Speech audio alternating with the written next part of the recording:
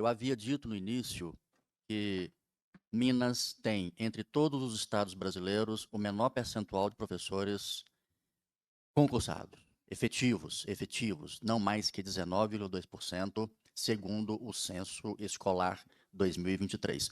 O outro indicador é que em torno de 1/4 desses professores não são habilitados na disciplina que ministram. Claro que isso varia de disciplina para disciplina. Educação física, biologia, a língua portuguesa tem um percentual maior de habilitados, no outro extremo estão filosofia, sociologia, artes e tal. Mas ainda assim, é 1/4 de professores que não são habilitados na disciplina que ensinam.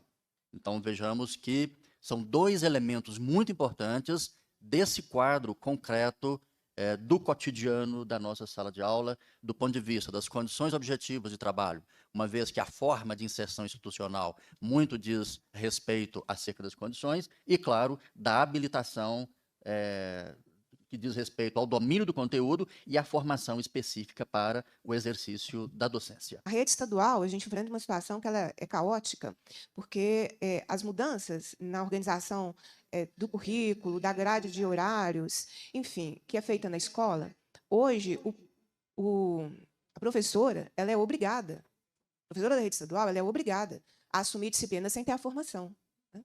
Isso tem sido cada vez mais recorrente. O Estado a obriga a assumir disciplinas para fechar a sua jornada, né, que são de 16 horas de regência, e aí a professora se vê numa situação adoecedora, assumindo disciplinas para a qual ela não tem a formação, sendo obrigada a se reinventar num lugar que não deveria ser de reinvenção, né? Isso traz um processo, inclusive, de adoecimento e de frustração com a profissão, que é gigantesco.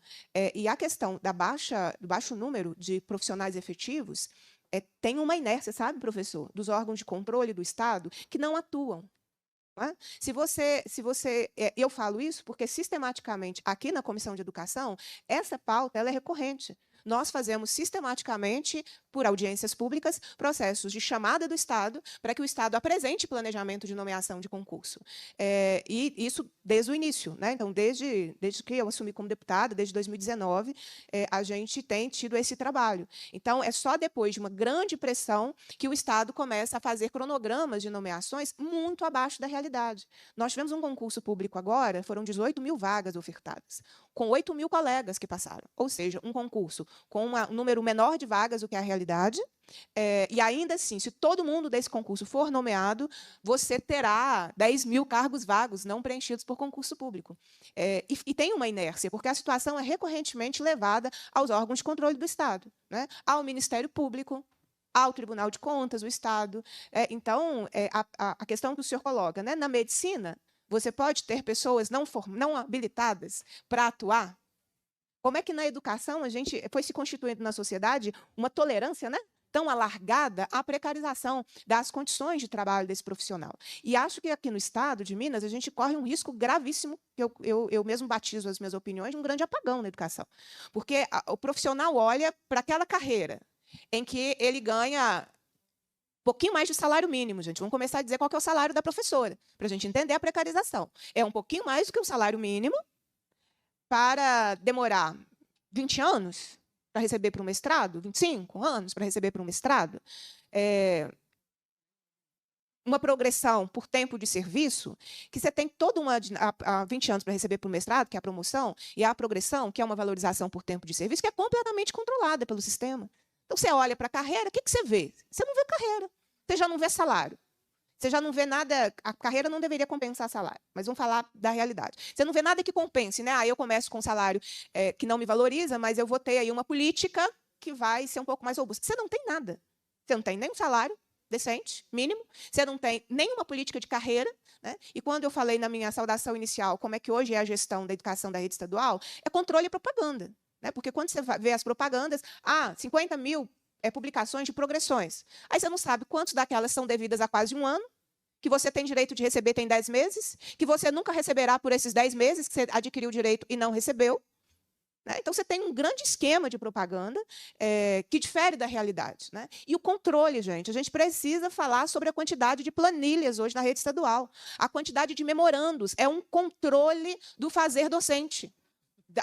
da professora e da especialista. Você conversa com uma especialista da educação básica, ela passa a sua jornada preenchendo planilha. Porque, além da planilha, tem a planilha do jovem do futuro. Quer dizer, você tem o sistema financeiro dando comando dentro da escola estadual hoje, não é? Porque é jovem do futuro, é tanta coisa, tanto projetinho. Hã?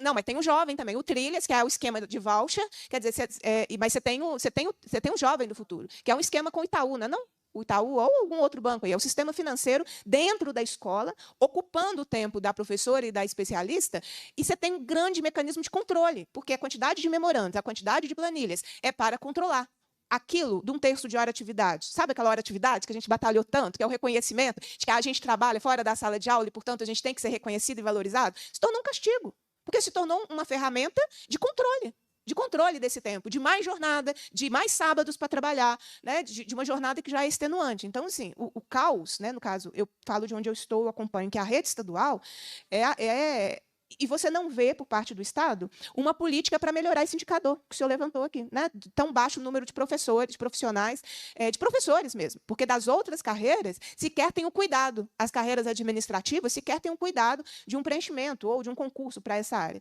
Então, assim, a situação é extremamente preocupante e é um projeto.